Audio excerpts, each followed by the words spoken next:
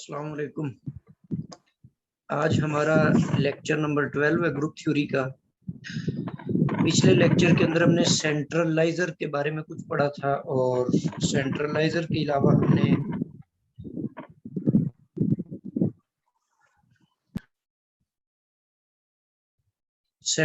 के अलावा हमने कॉन्जुगेट एलिमेंट्स के बारे में थोड़ा सा पढ़ा था और कॉन्जुगेसी क्लासेस के बारे में पढ़ा था। आज हम मजीद कुछ एग्जांपल्स कॉन्जुगेसी क्लासेस के बारे में स्टडी करेंगे। डिफरेंट ग्रुप्स जैसे क्वार्टिनियन ग्रुप है, और डाइहेड्रल ग्रुप है और सिमेट्रिक ग्रुप है। इनकी कॉन्जुगेसी क्लासेस फाइंड आउट करने का तरीकेकार हम यहाँ पर सीखेंगे। इनकी कॉन्जुगेसी क्लासेस फाइंड करेंगे और उसके बाद क्लास इक्वेशन क्या होता है उसके बारे में हम पढ़ेंगे। जी, फर्स्ट ऑफ ऑल हमारे पास है Q8। क्वार्टरनियन ग्रुप जो होता है इसकी हम कॉन्जुगेसी क्लासेस फाइंड आउट करते हैं। तो ये ग्रुप Q8 को हम ऑलरेडी डिफाइन कर चुके हैं। इसमें इसका ऑर्डर 8 होता है, इसमें टोटल 8 एलिमेंट्स हैं और Q8 का हमने ऑर्डर भी फाइंड आउट, ये सेंटर भी फाइंड आउट किया था। पिछले लेक्चर में मैंने आपको बताया था कि इसका जो सेंटर होता है वो 1 और -1 पर मुश्तमिल होता है। और आपको याद होगा पिछले लेक्चर में हमने एक थ्योरम भी पढ़ा था। उस थ्योरम के अंदर हमने ये पढ़ा था कि कॉन्जुगेसी क्लास जो होती है वो सिंगलटन सेट होती है। ये एक सिंगल एलिमेंट उसके अंदर एग्जिस्ट करता है अगर वो एलिमेंट सेंटर को बिलोंग करे। ठीक है, तो इसीलिए सबसे पहले मैंने Q8 का सेंटर फाइंड आउट कर लिया है ताकि इसमें जितने भी एलिमेंट्स पड़े हुए हैं उनकी हम इजीली कॉन्जुगेसी क्लासेस फाइंड आउट कर सके। अब सेंटर के अंदर 1 पड़ा हुआ है और साथ में -1 है, तो 1 की जो कॉन्जुगेसी क्लास C1 होगी उसमें सिर्फ और सिर्फ 1 होगा, सिंगलटन सेट होगा। इसी तरह सेंटर का दूसरा एलिमेंट -1 है, तो -1 की कॉन्जुगेसी क्लास जब हम निकालेंगे तो उसमें भी सिंगलटन सेट -1 होगा। तो ये आपके पास दो एलिमेंट्स के लिए तो ये ट्रिवियल कॉन्जुगेसी क्लासेस निकल आई हैं।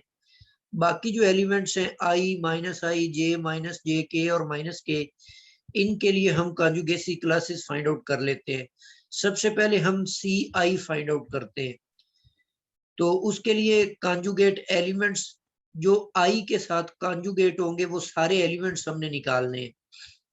मतलब यहाँ पर वो डेफिनेशन इसकी कुछ इस तरह से मैं आपको रिमाइंड करवा देता हूँ कि कॉन्जुगेसी क्लास के अंदर सपोज I जो एलिमेंट है, I आपने इसकी कॉन्जुगेसी क्लास निकालनी है। तो आप क्या करेंगे, I को सैंडविच्ड करेंगे between G and G inverse. ठीक है, इसके दरमियान सैंडविच करेंगे और ये एलिमेंट्स जो हैं ये हम फाइंड आउट करते जाएंगे for all values of G belonging to capital G। मतलब ग्रुप के अंदर जितने भी एलिमेंट्स पड़े हुए हैं उनके लिए आप हर एक एलिमेंट का G लेंगे, फिर उस एलिमेंट का इनवर्स लेंगे और I को सैंडविच बिटवीन करेंगे। जैसे मिसाल के तौर पे हमने फर्स्ट एलिमेंट यहाँ पर किया हुआ है, I को सैंडविच्ड किया है I और I के इनवर्स में। तो ये जो I है ये I के इनवर्स के साथ कैंसिल होगा तो इसका रिजल्ट I निकल आएगा।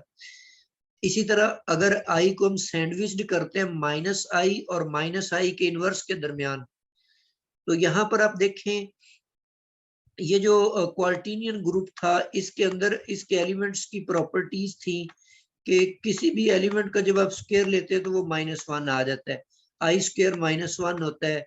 इसी तरह जो J स्क्वायर होता है वो भी आपके पास इस ग्रुप के अंदर -1 होता है। इसी तरह जो K स्क्वायर होता है, K स्क्वायर भी -1 के इक्वल होता है। तो एक तो आप ये रिजल्ट्स याद रखें। दूसरा, इनमें I का जो इनवर्स होता है क्वार्टिनियन ग्रुप के अंदर, I का इनवर्स वो इक्वल होता है -I के। ठीक है, और जो J होता है, J का इनवर्स जो होता है वो -J होता है।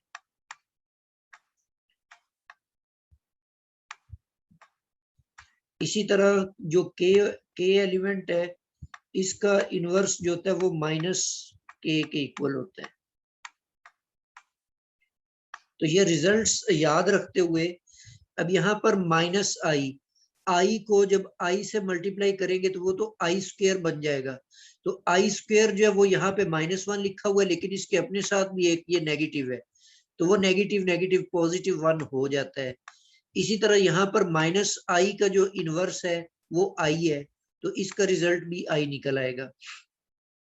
जे इनवर्स लेंगे तो अब यहाँ पर ji, हाँ ये भी रिजल्ट इसी ग्रुप के अंदर होते हैं कि i को जब आपने j से मल्टीप्लाई करना है तो वो इक्वल होगा k के, और j को जब आपने मल्टीप्लाई करना है k के साथ, j को k से मल्टीप्लाई करेंगे तो वो i होता है, और k को अगर हम i से मल्टीप्लाई कर देंगे तो उसका रिजल्ट क्या होता है, j होता है।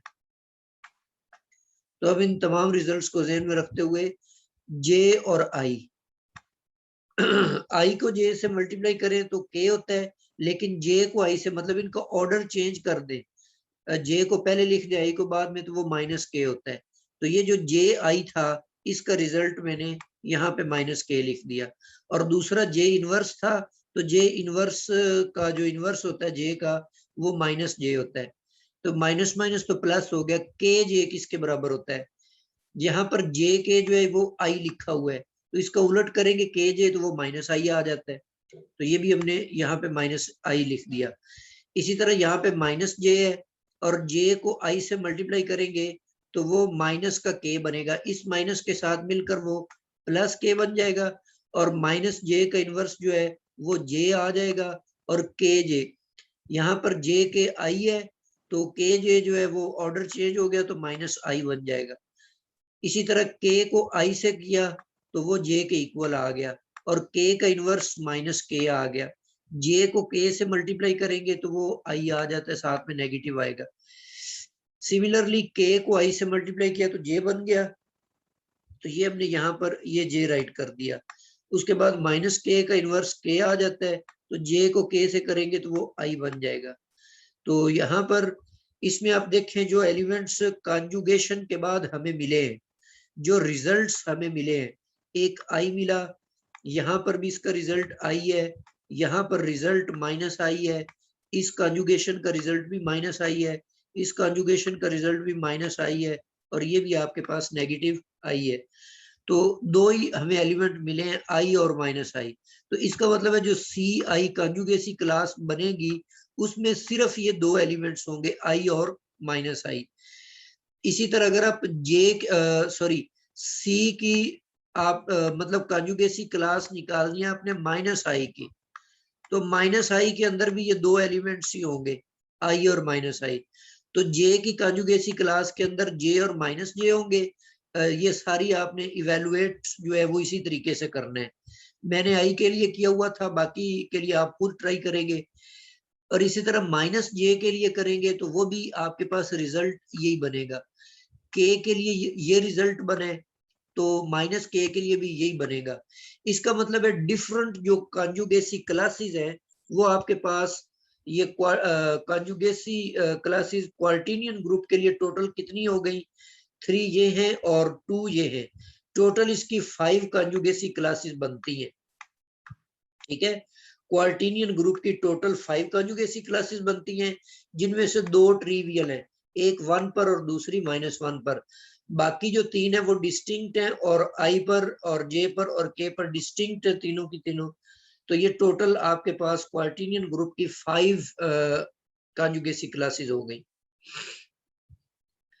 नेक्स्ट आपके पास है कॉन्जुगेसी क्लासेस ऑफ डाइहेड्रल ग्रुप। ये प्रीवियस लेक्चर के अंदर मैंने D3 के लिए कॉन्जुगेसीज मालूम की थी।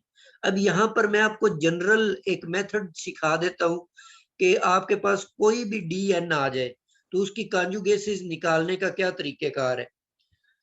जी, उसका तरीकेकार ये है कि दो केस आपके पास है। पहला केस मैंने लिया है कि if n is even then the conjugacy classes are this. इसका तरीकेकार ये है कि एक तो आपने इसमें लेना है 1, ठीक है। आइडेंटिटी मतलब जो होती है वो उसकी कॉन्जुगेसी क्लासेस ट्रिवियल होती है। और दूसरे जो जो रोटेशन है इसकी पावर में आपने n/2 लेना है, ठीक है, n/2। ये भी ट्रिवियल कॉन्जुगेसी क्लास बनेगी। और आपको याद होगा कि इवन के लिए जो सेंटर होता था ना डाइहेड्रल ग्रुप का सेंटर जो था वो क्या बना था इवन के लिए, ऑड के लिए ट्रिवियल था, आइडेंटिटी था, और इवन के लिए हमने ये बनाया था कि वो आइडेंटिटी उसमें आ जाता है और साथ में आपने जो रोटेशन है उसकी पावर में n/2 चूज करना है, ठीक है। तो ये सेंटर हमने बनाया था। तो जो पहली दो कॉन्जुगेसी क्लासेस है ना वो तो ट्रिवियल है, मतलब ये आइडेंटिटी के लिए एक बना दिया आपने, और दूसरी जो है वो भी ट्रिवियल, वो भी ये सेंटर का जो एलिमेंट है उससे बनी हुई है। अच्छा, बाकी जो कॉन्जुगेसी क्लासेस है वो इस तरह से है कि नेक्स्ट कॉन्जुगेसी क्लासेस में ए है और उसका इनवर्स है, ए स्क्वायर है उसका इनवर्स है।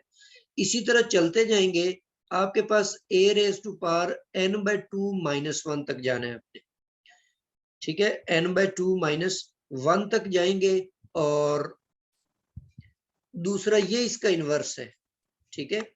इसमें आप देखें n/2 पॉजिटिव और 1 नेगेटिव, जबकि यहाँ पे 1 पॉजिटिव, मतलब ये इसका इनवर्स है। जैसे पीछे ये सिमेट्री चलती आ रही है ना, ए और ए का इनवर्स, ए स्क्वायर और ए स्क्वायर का इनवर्स, तो यहाँ पर भी a⁻n/2 -1 और साथ में उसका इनवर्स।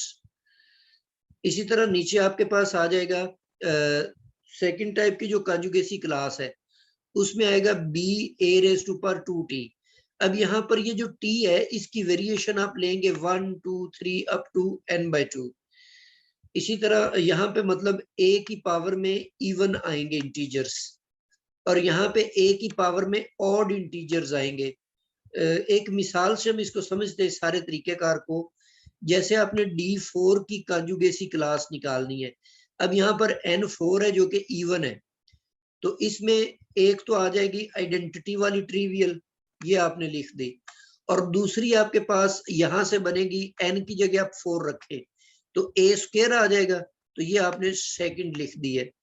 इसी तरह नेक्स्ट आपके पास a आएगा, तो a लिख दिया है, और a का इनवर्स डाइहेड्रल 4 ग्रुप में, चूंकि a का जो ऑर्डर होता है ना वो 4 होता है, a का ऑर्डर 4 होता है। अब इसमें से आप एक a अलग कर दें, तो एक a अलग कर दिया और क्यूब आपने अलग कर दिया।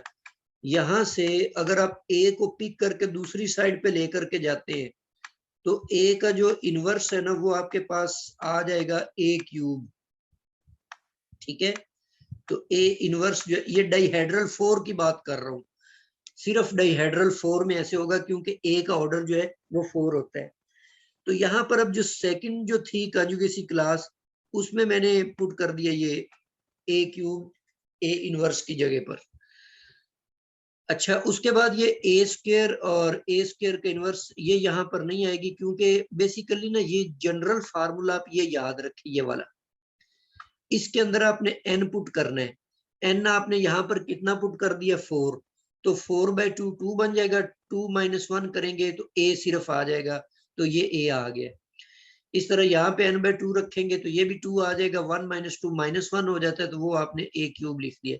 तो जनरल रिजल्ट के अंदर ये वैल्यूज आप पुट करेंगे जी। इसी तरह ये जो सेकंड थी, थर्ड टाइप की जो कॉन्जुगेसी क्लास थी ये वाली, यहाँ पर अब आपने पहले तो ये जो एंड पे लिमिट दी हुई है t की जो वेरिएशन है, यहाँ पे n की वैल्यू आप पुट करें 4, तो वो आपको देगा 2, मतलब t की जो वैल्यूज हैं वो आप सिर्फ 2 पिक करेंगे, 1 और 2 d4 के अंदर। तो जब आप t की जगह 1 रखेंगे तो वो बन जाएगा b(a²), ठीक है, ये फर्स्ट एलिमेंट। और जब आप t की वैल्यू 2 रखेंगे तो a⁻4 बनेगा, a⁻4 d4 के अंदर वो 1 होता है, तो सिर्फ आपके पास b आ जाएगा। इसी तरह जब ये नेक्स्ट कॉन्जुगेसी क्लास बनाएंगे तो अब भी यहाँ पर भी t की वेरिएशन पहले निकाल लें, तो n की जगह 4 रखेंगे, 4 2 पर डिवाइड होकर 2 बन जाएगा, तो इसमें भी सिर्फ आप 2 तक जाएंगे, टी की वैल्यूज 1 और 2 पुट करेंगे। तो जब टी की वैल्यू में 1 रखूंगा यहाँ पे, तो 2 - 1 1 हो जाता है, तो वो बी ए बन जाएगा, ये वाला एलिमेंट। इसी तरह जब हम टी की जगह 2 रखेंगे तो 2 2 इज द 4, 4 में से 1 निकाल दें तो 3 बन जाएगा, तो बी ए क्यूब। लो जी, ये आपके पास इन दो जनरल फार्मूलाज से मैंने तमाम कॉन्जुगेसीज बना ली हैं D4 की। और ये कितनी बनी है? 1 2 3 4 और 5। तो D5 के लिए भी, D4 के लिए भी टोटल 5 कॉन्जुगेसीज क्लासेस बनी है। पीछे उसका ऑर्डर था Q8 का ऑर्डर 8 था, तो उसकी भी टोटल 5 कॉन्जुगेसी क्लासेस बनी थी। आगे चलते हैं। नेक्स्ट आपके पास जो केस है वो है n जब ऑड होगा। ठीक है, अगर आप n ऑड लेते हैं तो उस सूरत में आपके पास सेंटर जो होगा, सेंटर वो सिर्फ और सिर्फ उसमें आइडेंटिटी एलिमेंट आता है ऑड होने की सूरत में। तो इसीलिए इसके लिए ट्रिवियल कॉन्जुगेसी क्लास तो सिर्फ एक ही बनेगी, बाकी जो है वो उसी तरह से बन जाएंगी। ए इनवर्स ए स्क्वायर, उसका स्क्वायर का inverse and up to so on A raise to power n-1/2, और साथ में इसका इनवर्स भी लिखेंगे। और थर्ड टाइप की जो कॉन्जुगेसी क्लास होगी उसमें आप B A raise to power T की वेरिएशन है 1 से लेकर n तक। जैसे मिसाल के तौर पर मैं D3 ले लेता हूँ। अब D3 की आपने तमाम कॉन्जुगेसी क्लासेस निकालनी है, तो यहाँ पर अब आप n को वेरिएशन दें, ये लास्ट फार्मूले के अंदर। यहाँ पे n जब हम 3 रखेंगे तो 3 में से 1 निकाल दे, 2 बचा, 2 2 से कैंसिल हो गया, तो a आ गया आपके पास। इस तरह यहाँ से a रेज टू पावर -1 है। अब जो D3 होता है इसमें रोटेशन जो होती है, a जो होता है उसका ऑर्डर होता है 3। बिल्कुल उसी तरीके से आप यहाँ से a इनवर्स निकालें तो a इनवर्स की वैल्यू बनेगी a स्क्वायर। इसका मतलब है कि D3 में a इनवर्स जो होता है वो a स्क्वायर के बराबर होता है। D4 में a इनवर्स जो था a क्यूब के बराबर था। बहरहाल यहाँ पर अब आपने a पुट कर दिया, a इनवर्स जो है उसकी जगह a स्क्वायर आपने डाल दिया। तीसरी टाइप की ये जो कॉन्जुगेसी क्लास यहाँ पे लिखी हुई है, इसमें पहले n की वेरिएशन फाइंड आउट करें। n आप यहाँ पर लेंगे 3, n हमारे पास 3 है D3 में, तो इसका मतलब है पहले t की पहली 3 वैल्यूज आप यूज करेंगे, 1 2 और 3। तो जब हम t की जगह पर 1 रखेंगे तो वो बन जाएगा बी ए, ये कॉन्जुगेसी क्लास का फर्स्ट एलिमेंट। फिर आप t की जगह पर 2 रखेंगे तो बी ए स्क्वायर बन जाएगा। जब आप 3 रखेंगे तो a क्यूब बन जाएगा, वो D3 में 1 होता है, तो सिर्फ रिजल्ट आपके पास b आ जाता है। तो ये आपके पास D3 की कॉन्जुगेसी क्लासेस आपने बना ली हैं। तो D3 की टोटल जो कॉन्जुगेसी क्लासेस है वो 3 बन गई है जी। नेक्स्ट आपके पास है क्लास इक्वेशन। क्लास इक्वेशन क्या होता है? देखिए, कल हमने ये बात की थी कि ये जो कॉन्जुगेसी क्लासेस होती हैं CA, ये G की पार्टीशन करती हैं।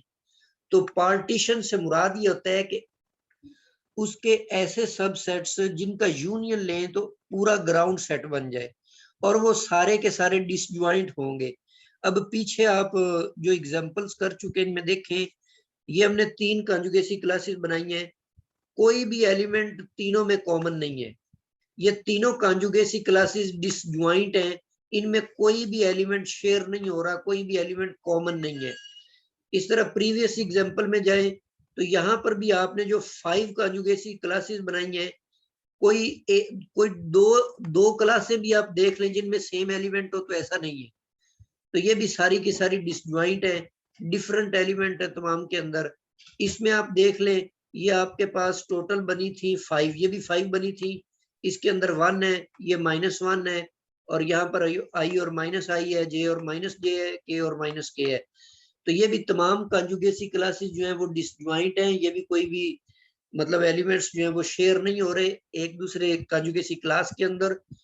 और दूसरी बात ये भी है कि आप इन तमाम का यूनियन लें तो वो Q8 के बराबर आएगा।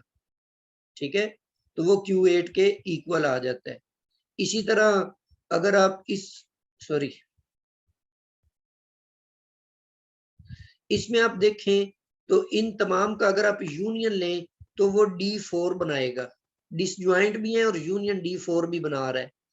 इसी तरह इन तीनों का अगर आप यूनियन लें तो वो D3 बनाएगा।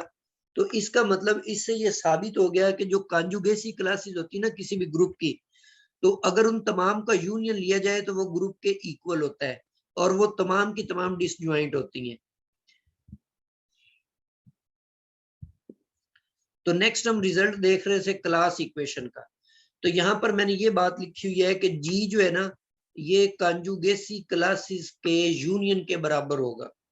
मतलब तमाम कॉन्जुगेसी क्लासेस जो है ए जो है ना बिलोंग कर रहा है जी को, तो मतलब जी के हर एलिमेंट के लिए मैंने कॉन्जुगेसी क्लास बनाई और फिर उन तमाम का मैंने यूनियन ले लिया।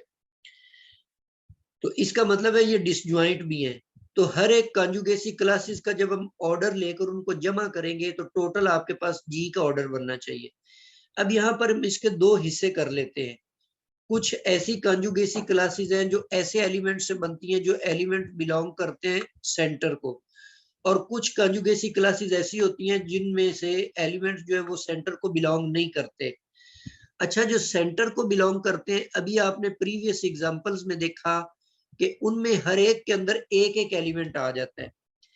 इसका मतलब ये है कि अगर आप सेंटर निकालना चाहते हैं, सेंटर का ऑर्डर निकालना चाहते हैं, तो जैसे ये प्रीवियस एग्जांपल में देखें तो इसमें अब इसका ऑर्डर था 2, सेंटर का ऑर्डर कितना है 2। तो अगर आप सेंटर का ऑर्डर निकालना चाहते हैं तो फर्स्ट जो 2 कॉन्जुगेसी क्लासेस है ना उनके ऑर्डर्स को जमा कर दें। तो फर्स्ट का ऑर्डर भी 1 है, इसका ऑर्डर भी 1 है। तो ये बात मैंने जनरली यहाँ पर लिख दी कि ये जो कॉन्जुगेसी क्लासेस है ना जो सेंटर से आए हुए एलिमेंट से बनेगी, उनकी तादाद उतनी ही होगी जितनी के एलिमेंट्स सेंटर में पड़े हुए हैं। तो इसका मतलब है कि वो बेसिकली सेंटर का ऑर्डर बन जाएगा। और ये हम ऑलरेडी एक प्रूफ कर चुके हैं कि कॉन्जुगेसी क्लासेस का जो ऑर्डर होता है वो इक्वल होता है जी का ऑर्डर डिवाइडेड बाय सेंट्रलाइजर ऑफ ए का ऑर्डर। ये जो लास्ट इक्वेशन हमने बना दी है इसको आप क्लास इक्वेशन का नाम देंगे। तो क्लास इक्वेशन बनाने का तरीकाकार क्या है कि एक तरफ जी का ऑर्डर रखेंगे और इक्वालिटी की दूसरी साइड पे आप सेंटर का ऑर्डर रखेंगे। उसके बाद वो तमाम आपने कॉन्जुगेसी क्लासेस के ऑर्डर लिखने हैं जो कि नॉन ट्रिवियल है। जैसे Q8 का सेंटर था 1 और -1, तो सेंटर का ऑर्डर 2 आ गया। बाकी एक कॉन्जुगेसी क्लास बनी थी I और -I, उसका ऑर्डर 2 है। J और -J उस कॉन्जुगेसी क्लास का ऑर्डर भी 2 है। K और -K उसका ऑर्डर भी 2 है। इसी तरह D3 की हमने कॉन्जुगेसी क्लासें बनाई हैं यहाँ पे। तो ये आप देख लें कि फर्स्ट जो कॉन्जुगेसी क्लास है उसका ऑर्डर 1 है, सेकंड का 2 है, थर्ड का 3 है। तो अगर मैं इसकी क्लास इक्वेशन लिखूं तो इसकी क्लास इक्वेशन के अंदर कितने कितने इंटीजर्स आएंगे। एक कॉन्जुगेसी क्लास फर्स्ट ऑर्डर की है और एक सेकंड की है और एक थर्ड की है। तो ये क्लास इक्वेशन बन गई D3 ग्रुप के लिए। इसी तरह D4 के लिए भी आपने ये इतनी सेंटर उसका था जिसमें E और आइडेंटिटी और A स्क्वायर था तो उसका ऑर्डर 2 था। बाकी सारी कॉन्जुगेसी क्लासेस जो थी D4 में उनका ऑर्डर भी 2 था। अच्छा, नेक्स्ट आपके पास है कॉन्जुगेसी क्लासेस इन SN। SN के अंदर जो कॉन्जुगेसी क्लासेस हैं वो आप किस तरह से फाइंड आउट करेंगे। तो सबसे पहले तो आप ये सीखें कि SN में ना मतलब SN जो सिमेट्रिक ग्रुप है उसके अंदर कॉन्जुगेसी क्लासेस बनती कितनी है। तो ये थ्योरम की स्टेटमेंट है कि the number of conjugate classes in SN is P of N। ये P ऑफ N क्या चीज है, where P of N is the number of partitions of N।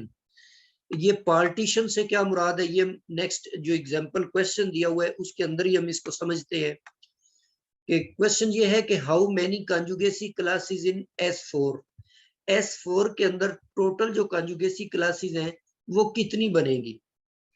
सिर्फ ये तादाद बतानी है हमने कि कॉन्जुगेसी क्लासेस की तादाद कितनी होगी।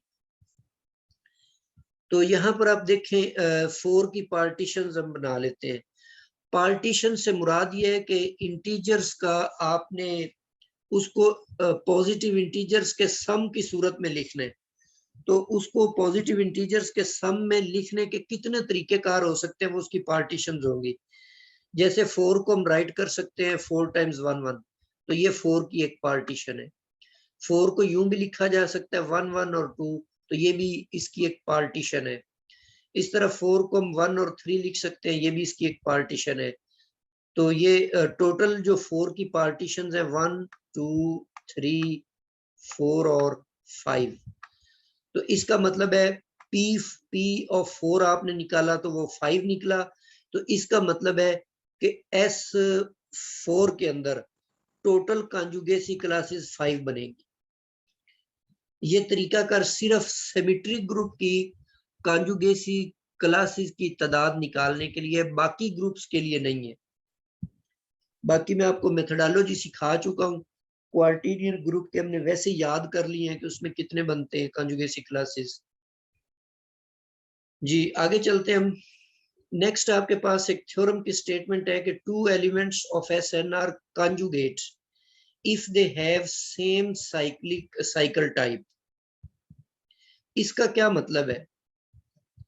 इसका मतलब ये है कि देखें, आपके पास जो परमोटेशंस होती थी, परमोटेशन के हमने सिमेट्रिक ग्रुप वही होता है ना, परमोटेशंस का ग्रुप।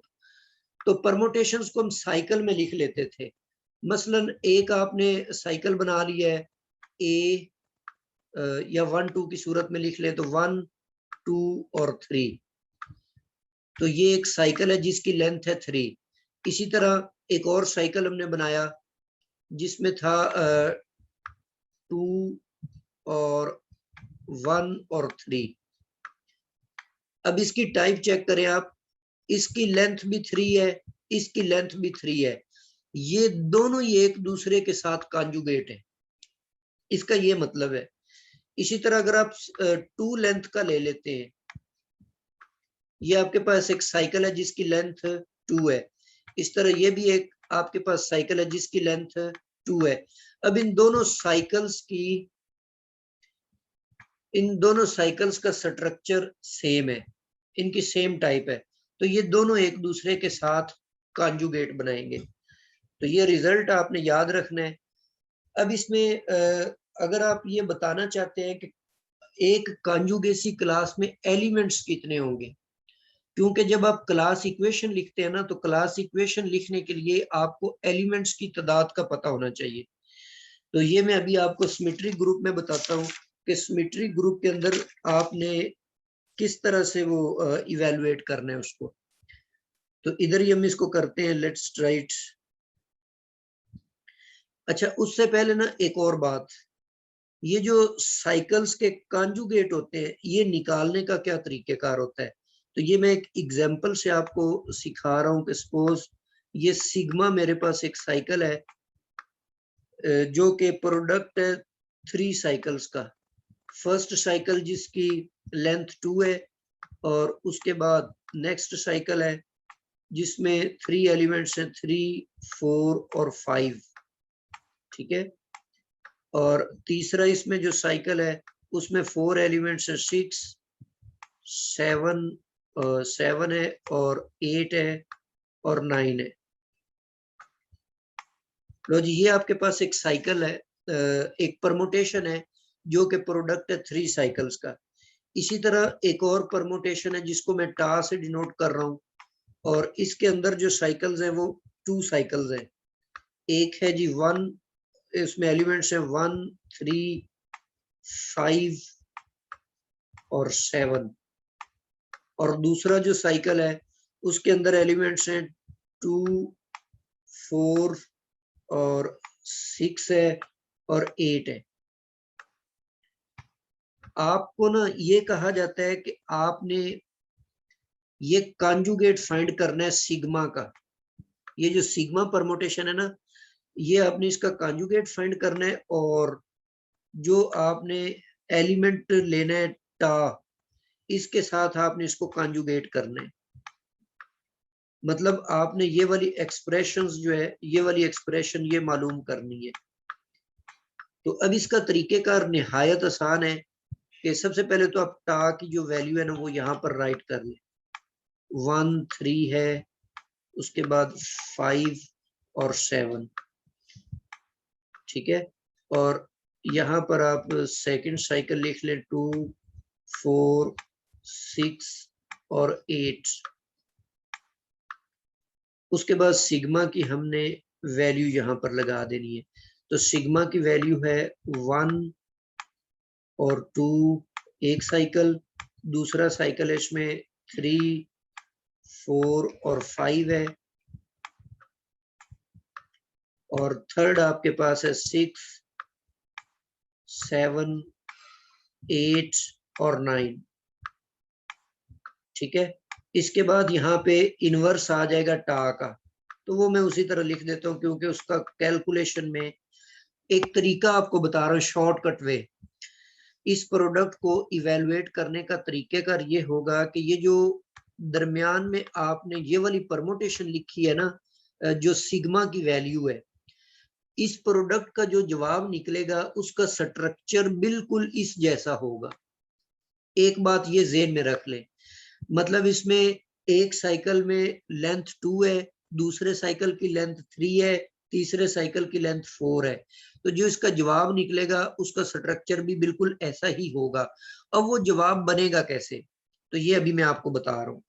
सबसे पहले तो 1 2 है, 1 2 वाला साइकिल, तो यहाँ पर एक ऐसा साइकिल आपने बनाना है जिसकी लेंथ है 2। बनाने का तरीका ये है कि यहाँ पर कौन है, पहले 1 है। अब आपने यहाँ पर देखना है कि 1 की इमेज कौन है। साइकिल में जो एलिमेंट बाद में लिखा होता है ना वो पहले की इमेज होता है, तो 1 की इमेज कौन है, 3। तो इसीलिए इस 1 की जगह पर आपने 3 लिख देना, ठीक है। उसके बाद सेकंड एलिमेंट इसका है 2, तो अब इसमें फर्स्ट में आप चेक करें कि 2 की इमेज कौन है, 4, तो यहाँ पर आपने 4 लिख देना है। ये आपका 2 लेंथ वाला साइकिल मुकम्मल हो चुका है। इसी तरह आगे चलें, ये 3 है, अब यहाँ पर आ जाए तो 3 की इमेज है 5, तो यहाँ पर आपने 3 की जगह क्या लिख देना है, 5 लिख देना है। उसके बाद ये कौन है, 4, तो यहाँ पर चेक करें 4 की इमेज 6 बनती है, तो यहाँ पर आप 6 लिख देंगे। 4 के बाद कौन है, 5, और यहाँ पर 5 की इमेज है 7, तो यहाँ पर आप 7 राइट करेंगे। ये आपका 3 लेंथ वाला साइकिल पूरा हो गया। उसके बाद आगे चले, ये एलिमेंट 6 लिखा हुआ है, तो अब 6 की जो इमेज है वो 8 है, तो इसीलिए आप यहाँ पर 8 राइट कर देंगे। उसके बाद 7 है, तो इसमें आप देखें 7, ये जो लास्ट एलिमेंट होता है उसकी इमेज होती है फर्स्ट वाला एलिमेंट, तो 7 की इमेज कौन है, 1, तो इसलिए आप यहाँ पर 1 राइट करेंगे। उसके बाद 8 है तीसरा एलिमेंट, तो 8 की इमेज 2 है, तो इसलिए यहाँ पे आप 2 राइट करेंगे। लास्ट में आपके पास 9 बचता है। अब यहाँ पर जो पहला साइकिल पहला परमोटेशन है, इसके दोनों साइकिल में 9 लिखा हुआ ही नहीं है, तो जो नहीं लिखा हुआ इसका मतलब है कि 9 का इमेज 9 ही है, तो इसलिए यहाँ पर आप 9 राइट कर देंगे। ये आपके पास एक शॉर्टकट वे है इस तरह के परमोटेशंस के प्रोडक्ट को फाइंड आउट करने का, ठीक है। उम्मीद है आपको ये तरीकेकार समझ आ गया होगा। तो इस तरह आपको कोई भी साइकिल दे दिया जाता है, 2 साइकिल दिए जाते हैं, तो एक साइकिल नहीं बल्कि परमोटेशंस, एक परमोटेशन दी जाती है और उसका आपने कॉन्जुगेट दूसरी परमोटेशन के लिहाज से निकालना है, तो ये इसका तरीकेकार होगा।